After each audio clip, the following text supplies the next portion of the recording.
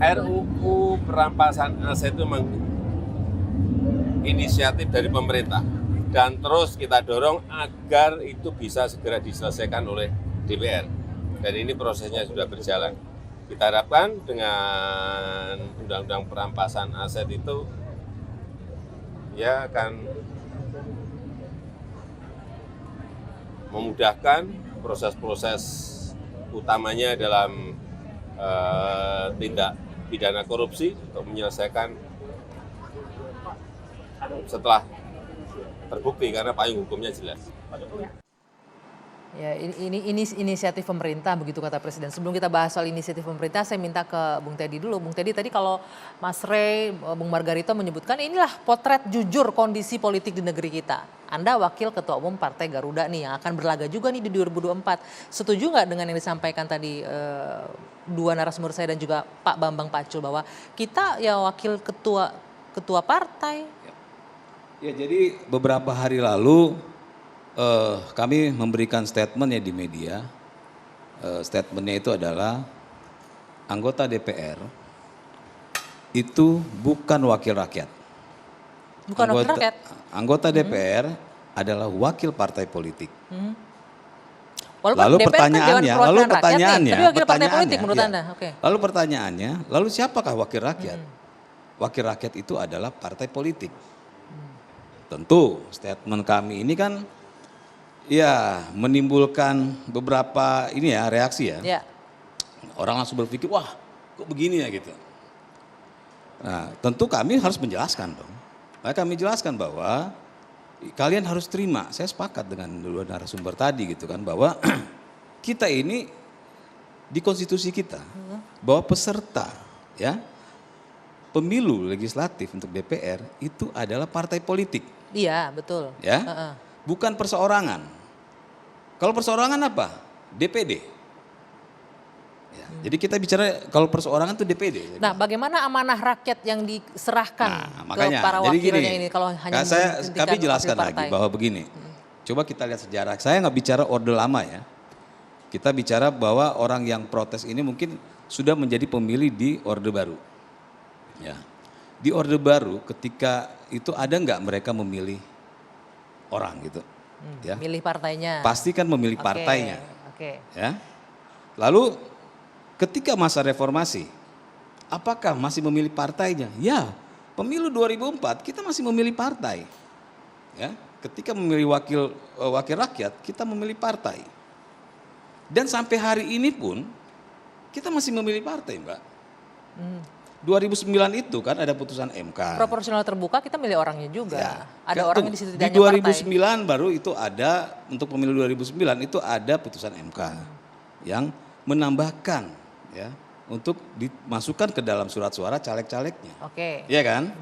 Nah, jadi ini kami sampaikan gitu bahwa dari statement kami jelaskan bahwa ini loh secara konstitusi ada, secara sejarah jelas, tambahan lagi saya bilang coba kalian lihat di DPR.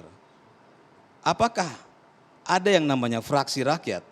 Pasti namanya fraksi partai. Fraksi partai ini penonton harus mendengarkan dengan cermat ya. Fraksi partai. Kepentingan partai. Ya. Jadi gini, ini kita harus terima bahwa itu memang ada. Sebentar, sebelum dilanjutkan saya mengundang narasumber saya sudah datang ini satu lagi, Mas Johan Budi. Silakan bergabung Mas Johan, selamat datang. Waduh, silakan langsung duduk Mas Johan. Masya Allah. Ini tadi kita bahas nih Mas Johan, ini langsung todong nggak apa-apa ya, baru duduk belum nafas langsung ditodong. Tadi di segmen awal kita sudah bahas mengenai ini RUU perampasan aset ini dibahas rame kemarin itu ketika Komisi 3 DPR dengan Menko Polhukam, Pak Mahfud MD. Sempat disinggung, ditagih nih sama Pak Mahfud, kenapa mandek aja nih jalan di tempat, sudah lebih dari 10 tahun ini RUU tapi nggak juga masuk. Nah kebetulan 2003 ini masuk prolegnas, tapi rekan separtai Anda, Pak Bambang Pacul bilang, gampang lobbynya jangan di sini, jangan sama Korea ini katanya. Telepon aja ketua umum kita, pasti semua bisa. Jadi ini pertanyaan muncul tadi Mas diskusinya, ini wakil DPR ini wakil rakyat atau wakil partai ini? Silakan. Ya, terima kasih Anggi. Selamat malam para narasumber.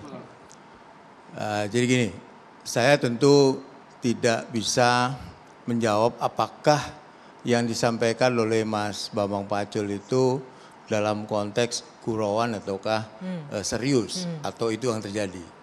Yang saya alami sendiri, saya anggota fraksi PDI Perjuangan, saya pernah di dalam rapat Komisi 3, kalau Anggi tidak percaya boleh tanya ke anggota Komisi 3 yang lain. Saya pernah menyampaikan bahwa saya berbeda dengan fraksi yang saya ikuti. Artinya saya bisa berbeda dengan fraksi PDI Perjuangan. Berbeda dengan suara partai bisa? Loh iya, ini true story ya. Ketika mengambil keputusan di Komisi 3, saya menyatakan bahwa saya berbeda dengan dengan fraksi PDI Perjuangan. Yang lain pada ini pasti di PAW atau apa gitu kan. Ini konteksnya ke pertanyaan Anda tadi. Yeah. Ternyata saya tidak diapa-apain tuh. Biasa aja. Artinya apa? Artinya saya sebagai anggota DPR tentu mewakili kepentingan masyarakat yang saya wakili. Nah, karena itu menurut saya waktu itu, saya lupa ininya ya, kasus putusan apa itu. Saya menyampaikan bahwa saya tidak sepakat, yang menurut saya yang benar adalah yang ini gitu. Intinya berbeda lah dengan suara partai pada saat itu tidak ya? Tidak apa-apa gitu. Itu di fraksi PDI Perjuangan. Saya nggak tahu di tempat yang lain. Apa yang mau saya katakan? Yang mau saya katakan adalah tidak benar juga bahwa semua keputusan yang ada di DPR itu masing-masing anggota DPR itu tergantung keinginan dari ketua masing-masing partai. Itu saya alami dan saya sering begitu di rapat-rapat Komisi 3 ya. Jadi saya tentu Mas Bambang Pacul yang tahu apa sebenarnya yang disampaikan itu, konteksnya apa yang gitu ya? terjadi seperti itu ataukah tidak gitu ya. Anda bisa menanyakan juga ke fraksi yang lain. Tapi yang saya alami adalah saya pernah berbeda, itu pernah, dan tidak sekali itu. Beberapa kali pernah saya berbeda pendapat dengan keputusan fraksi. Gitu. Intinya ini DPR-nya masih mewakili suara rakyat kalau Mas Johan dia bilang. Enggak, ini saya cerita sebenarnya. Ya, Anda bisa mengkonfirmasi itu kalau ya, dan saya poinnya, juga benar, poinnya yang saya tangkap ini mewakili dan saya suara tidak rakyat, memberatkan gitu PAW juga. Itulah yang kita sebutkan tadi. Ini soal kemandirian dari anggota DPR-nya. Tapi menarik loh, Bang Margar itu malah bilang ini adalah kondisi jujur, kondisi politik kita. Iya. Bahwa memang ya makanya ketua umum sebetulnya partai, Anda juga dengan, bilang kan, dengan suaranya sistem di ketua umum terbuka partai. ini memungkinkan kepada anggota DPR itu berbeda pendapat dengan praksi dan belum tentu praksi merecall mereka. Gitu. Nah masalahnya adalah mengapa sistem ini tidak dimanfaatkan sebaik mungkin oleh banyak anggota DPR, pengecualian tadi Mas Budi gitu, untuk kalau ia menganggap aturan itu tidak dia setujui, dia menyatakan berbeda pendapat. Sehingga saya kalau soal revisi undang-undang KPK, Mas Budi berbeda kan. Tapi katakanlah misalnya kawan-kawan kita mantan-mantan aktivis 98, kemana mereka? Mereka diam, gitu. Nah, kenapa mereka nggak berani berbicara? Ini soal kemandirian kok, soal sikap. Jadi kalau mereka sebetulnya berani bersikap mandiri dalam pengambilan keputusan, belum tentu kok mereka di-recall gitu. Baik. Sebelum kita lanjutkan, saya ke Mas Uceng dulu. Mas Uceng, Anda sudah menyimak dari awal tadi diskusi kita ya. Tapi sebelumnya saya ingin mengucapkan selamat dulu nih untuk jabatan barunya sebagai pimpinan Komite Pengawas Perpajakan, Komwasjak Indonesia. Ini di tengah badai yang menghantam Kementerian Keuangan nih, Mas Uceng membantu Ibu Sri Mulyani ya di sini ya. Mas Uceng, tadi kita bahas bahwa RUU perampasan aset ini sebenarnya penting untuk mengoptimalkan pengembalian aset dari tindak pidana. Tapi faktanya sudah bertahun-tahun ini mandek di DPR.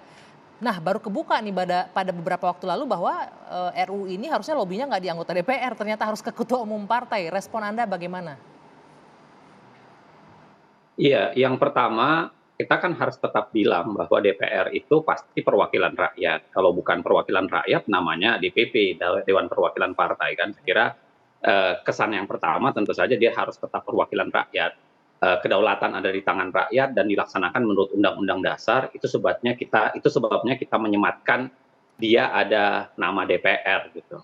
Nah, itu salah satu fungsi. Tapi yang kedua memang satu sisi di internal partai sendiri ada yang disebut dengan disiplin partai, parti disiplin.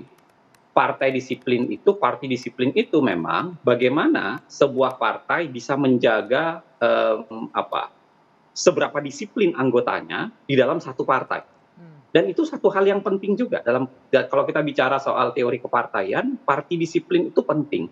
Nah, problemnya sebenarnya bukan di parti disiplinnya, tapi problemnya adalah pengambilan keputusan di internal partai atau bagaimana partai membuat keputusannya atau cara pandangnya seberapa demokratis di internal. Nah, itu problemnya. Jadi apakah pengambilan keputusan, pendapat partai itu diambil secara kolektif ataukah kemudian hanya diambil oleh ketua partai atau wakil ketua partai saja? Nah, itu problemnya di situ. Jadi Mas Uceng, nyaris sebenarnya. Mas Uceng, kalau kita lihat tadi Mas Johan Budi kan bilang ya mungkin saja Pak Bambang Pacul ini konteksnya bergurau begitu kan menyampaikan, tapi Bang Margarito dan Mas Ray Rangkuti bilang inilah potret nyata bahwa memang mereka yang mewakili kepentingan partai sesungguhnya. Sehingga salah satunya RUU perampasan aset juga nggak jalan-jalan akhirnya. Anda sebagai penggiat anti korupsi juga melihat ini bagaimana?